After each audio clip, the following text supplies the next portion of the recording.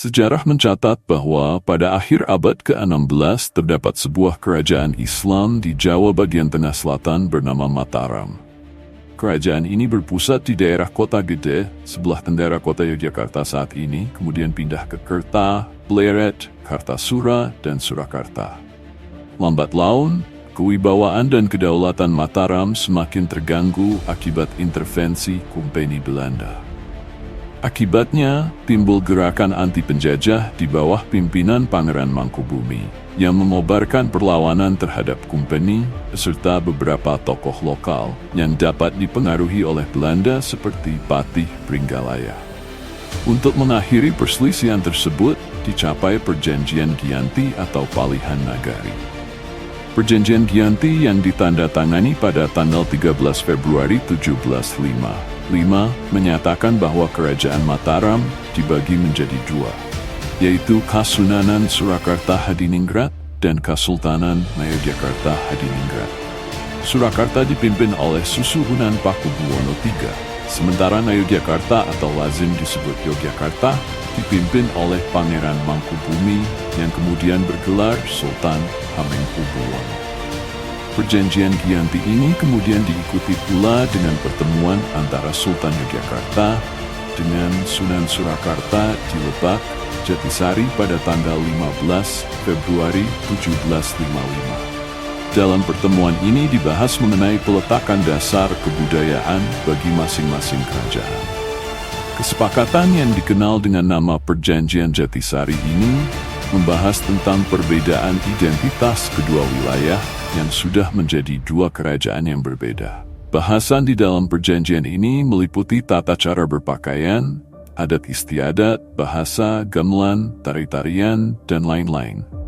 Inti dari perjanjian ini kemudian adalah Sultan Hamengkubuwono memilih untuk melanjutkan tradisi lama budaya Mataram. Sementara itu, Sunan Pakubuwono III sepakat untuk memberikan modifikasi atau menciptakan bentuk budaya baru. Pertemuan Jatisari menjadi titik awal perkembangan budaya yang berbeda antara Yogyakarta dan Surakarta.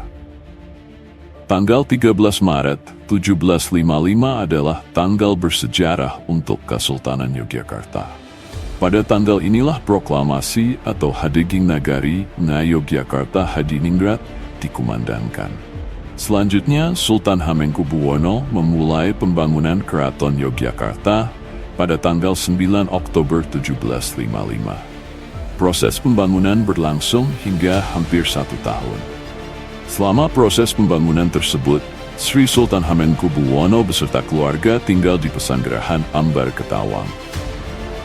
Sri Sultan Hamengkubuwono beserta keluarga dan para pengikutnya memasuki Keraton Yogyakarta pada tanggal 7 Oktober 1756.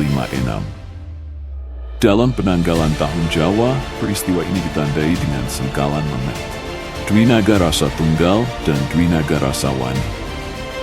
Seiring berjalannya waktu, wilayah Kesultanan Yogyakarta mengalami pasang surut, utamanya terkait dengan pengaruh pemerintah kolonial baik Belanda maupun Inggris.